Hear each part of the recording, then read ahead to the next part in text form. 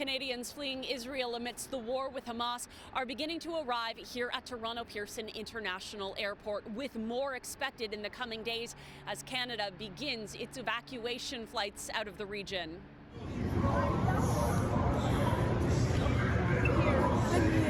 An emotional reunion for Antonella Barrasso, embracing her family and friends after 30 hours on 2 flights and 6 days of desperately trying to flee Tel Aviv. Every time I was like, okay, now it's time to go to the airport, something would happen where I couldn't go. In one instance, she says air raid sirens began as she was getting into a taxi, forcing her to seek shelter in a nearby stairwell. After several attempts, her friends back home, like Nilab Jafarzada, encouraged her to get to the airport, where they found her a flight. We have booked her on several different flights because so many flights were getting canceled.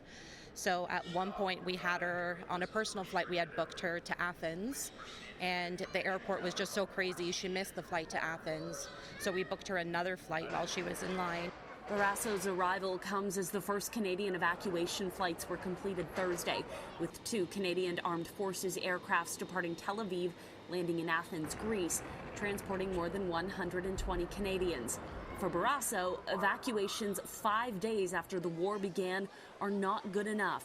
Her message to the Canadian government: I would say shame on you. There are people that really needed your support, and the guidance you gave was minuscule. And I'm thankful that you were able to have your turkey dinner during Thanksgiving while we were all praying in a bomb shelter. Ottawa says it's scheduling additional evacuation flights from Tel Aviv to Athens on Friday and Saturday. But onward travel and accommodations beyond that will be on the evacuees' personal expense. Air Canada is also set to make flights available from Athens to Canada.